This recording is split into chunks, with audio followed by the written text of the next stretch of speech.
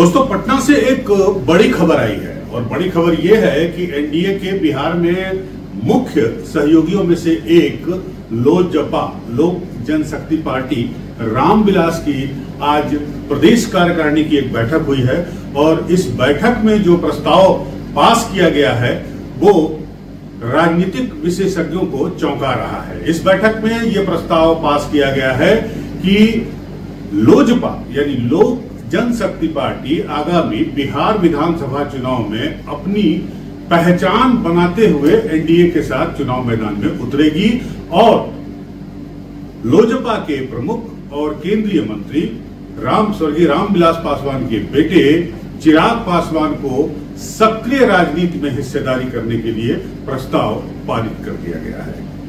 जी हाँ, नमस्कार, मैं हूं अनूप श्रीवास्तव।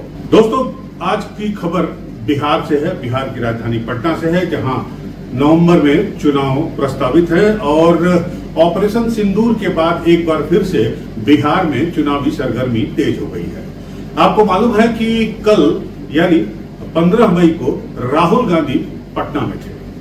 पटना और दरभंगा दो जगहों पर वो गए थे और दरभंगा में उन्होंने दलित छात्रावास अंबेडकर हॉस्टल में छात्रों के साथ एक संवाद करने का कार्यक्रम बनाया था। पहले संभवतः शायद ऑर्डर मिल गया था, लेकिन बाद में वो अनुमति कैंसिल कर दी गई। बावजूद इसके बिना अनुमति के राहुल गांधी दलित छात्रावास पहुंचे। वहां गेट पर उन्होंने छात्रों से संवाद किया, करीब 10-12 मिनट तक संवाद किया। उसके बाद पटना आए। पटना में उन्होंने आइनॉक्स मॉल में जो है वो सिटी सेंटर में अपने कांग्रेसी कार्यकर्ताओं के साथ फिल्म देखी, फुले फिल्म देखी, जो कि फुले जो दंपति हैं उन पर आधारित है। और इस तरह से राहुल गांधी ने कांग्रेस का नैरेटिव बता दिया कि कांग्रेस का नैरेटिव इस बार बिहार में महादलित और महापिछड़ों को सेंटर फोकस रहने का है, उन पर ध्यान केंद्रित रहने का है। आज जो रामविलास पासवान के बेटे चिराग पासवान की पार्टी ने प्रस्ताव पारित किया, जो प्रदेश कार्यकारिणी की बैठक हुई, उसमें इन दो महत्वपूर्ण प्रस्तावों के अलावा, जिसमें चिराग पासवान को सक्रिय राजनीति में हिस्सेदारी करने की बात कही गई है बिहार की राजनीति में, और साथ ही साथ ये भी कहा गया कि लोजपा जो है अपनी पहचान, स्वतंत्र पहचान बनाते हुए बिहार में एनडीए के साथ कोलैबोरेशन में चुनाव लड़ेगी। इसके अलावा बहुजन भीम सम्मेलन का आयोजन किया जाएगा। भीम शब्द से मैं आपको याद दिलाना चाहूंगा कि भीम शब्द का ताल्लुक जो है निश्चित रूप से दलित बिरादरी से है, दलित समुदाय से है, दलित वोट बैंक से है। चाहे वो भीम शब्द का इस्तेमाल आप उत्तर प्रदेश में देखें और चाहे आप उसे बिहार में देखें। बिहार में बहुजन भीम शब्द का इस्तेमाल किया जा रहा है चिराग पासवान की पार्टी लोजपा के द्वारा। उत्तर प्रदेश में चंद्रशेखर आजाद रावण जो है उन्होंने बाकायदा भीम पार्टी बनाई हुई है और मायावती भी अपने संबोधन में जय भीम जय भारत ही बोलती हैं। तो बहुजन भीम सम्मेलन आगामी दिनों में बिहार के तमाम शहरों में आयोजित किए जाएंगे और केंद्रीय मंत्री और लोजपा के सुप्रीमो चिराग पासवान इन सम्मेलनों में सक्रिय रूप से भागीदारी करेंगे। बिहार फर्स्ट, बिहारी फर्स्ट अपने नारे को वो और बुलंद करेंगे।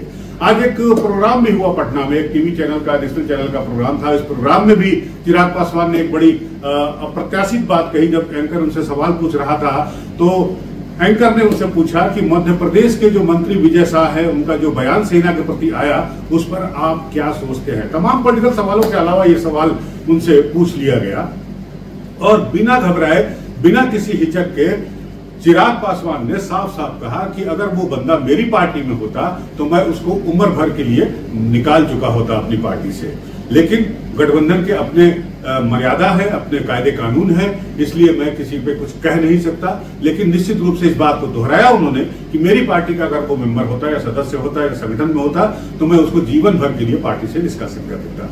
बड़ी बात कही रामविलास पासवान ने। और रामविलास पासवान के इस तरह से सक्रिय होने या सक्रिय राजनीति में हिस्सेदारी करने का प्रस्ताव पारित करने के पीछे क्या है, क्या इशारा है इस प्रस्ताव के पारित होने का, हम आपसे इस वीडियो में डिस्कस कर रहे हैं। आप इस वीडियो में बने रहिए, अंत तक हमारे साथ बने रहिए। तो दोस्तों, बिहार फर्स्ट, बिहारी फर्स्ट, ये सपना है चिराग पासवान का, जिसे वो कई बार सार्वजनिक मंच से जाहिर कर चुके हैं। और उनका कहना है कि बिहार से न सिर्फ पलायन उनका रोकने का मकसद है, बल्कि साथ ही साथ वो जो पलायित बिहारी हैं, जो पलायन होकर बाहर चले गए हैं कामकाज करने, नौकरी करने, मजदूरी करने, उनको वापस बिहार बुलाने का उनका लक्ष्य है। और ये लक्ष्य उनका तब से है जब से वो सक्रिय राजनीति में इंटर किए हैं। चलिए बात करते हैं चिराग पासवान के लोजपा की। चिराग पासवान चाहे किसी से नाराज रहे या खुशी रहे, लेकिन प्रधानमंत्री का उनके ऊपर वरदहस्त है और चिराग पासवान को एक तरह से प्रधानमंत्री नरेंद्र मोदी का हनुमान भी कहा जाता है।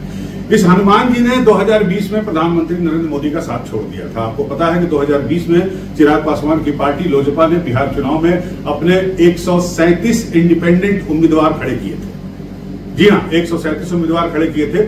उनमें वो सीटें नहीं शामिल थी जहां पर बीजेपी चुनाव लड़ रही थी। जिन जिन जगहों पर बीजेपी के उम्मीदवार थे वहां पर लोजपा ने या चिराग पासवान ने अपनी पार्टी के उम्मीदवारों को नहीं उतारा।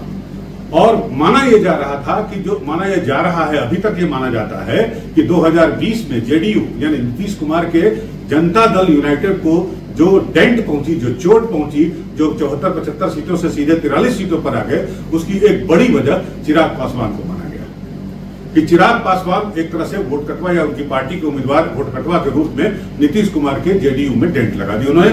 और नीतीश कुमार को बिहार के विधानसभा चुनाव में 2020 में तीसरे नंबर पे संतोष करना पड़ा।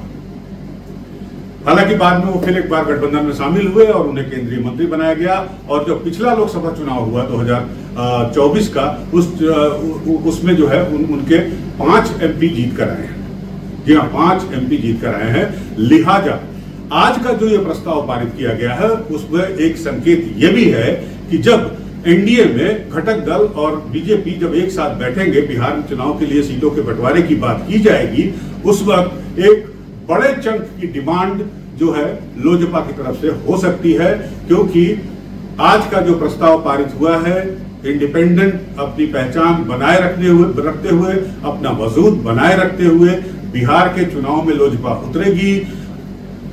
चिराग पासवान जो है वो सक्रिय राजनीति में हिस्सेदारी करेंगे, न सिर्फ हिस्सेदारी करेंगे बल्कि जिम्मेदारी निभाएंगे।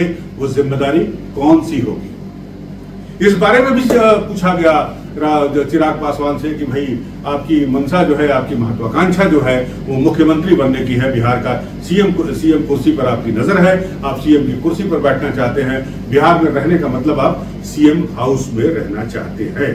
लेकिन चिराग पासवान ने इसे साफ साफ इनकार कर दिया। उन्होंने कहा कि ऐसी मेरी कोई महत्वाकांक्षा नहीं है। मैं आज के 1 साल बाद भी जब पटना में रहूंगा और पटना में जब जाऊंगा, सीएम हाउस जाऊंगा, तो मैं नीतीश कुमार से मिलने जाऊंगा और बिहारी फर्स्ट का जो उनका नारा है उसे किस तरह से इम्प्लीमेंट करें, इसके बारे में चर्चा करने जाऊंगा। जाहिर है चिराग पासवान ने अपने इरादे जाहिर नहीं किए, लेकिन इशारा साफ है।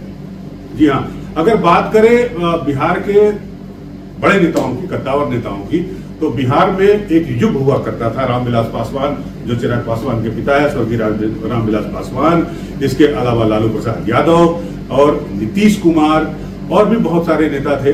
लेकिन वो युग अब धीरे धीरे समाप्ति की ओर अग्रसर है। लालू यादव की उम्र भी तकरीबन 80 के आसपास हो चली है। वो बीमार है, उनकी डायलिसिस होती है, उनकी किडनी खराब है।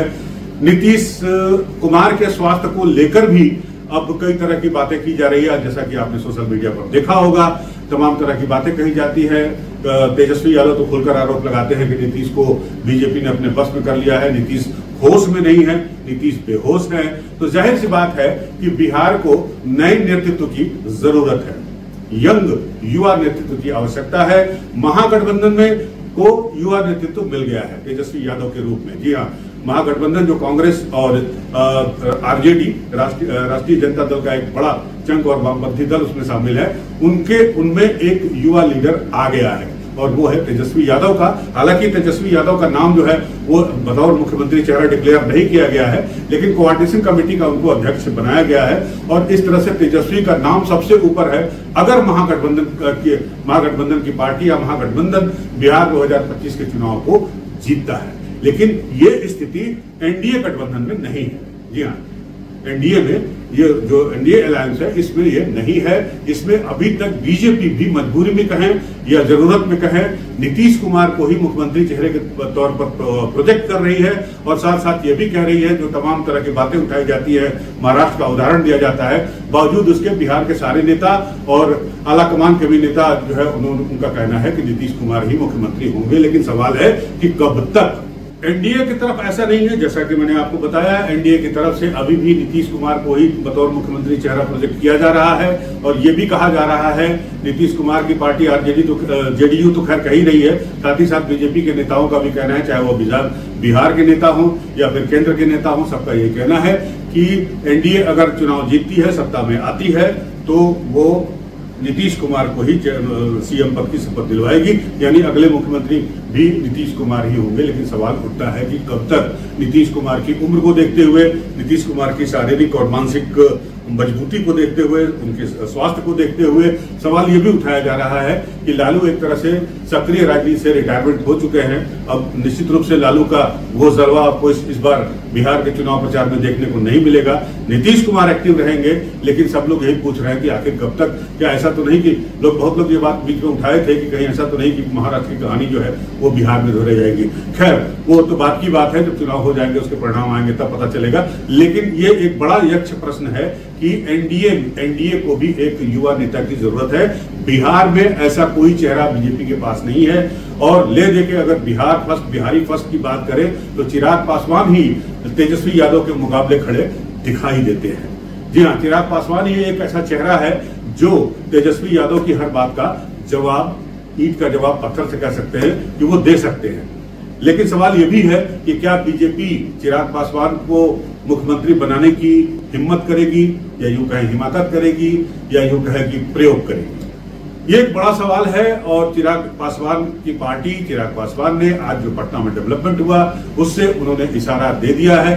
बड़ा इशारा है, बड़ा संकेत है, इसे समझने की कोशिश करिए। आगे क्या करेंगे चिराग पासवान, आगे किस तरह से वो बिहारी फर्स्ट के अपने मिशन को आगे बढ़ाते हैं, मन में जो मिशन है उसमें कहां तक वो कामयाब हो पाते हैं, बनी रहेगी हमारी नजर। आप भी हमारे साथ बने रहिए। मिलते हैं आपके साथ अगले वीडियो में, तब तक के लिए नमस्कार, जय हिंद।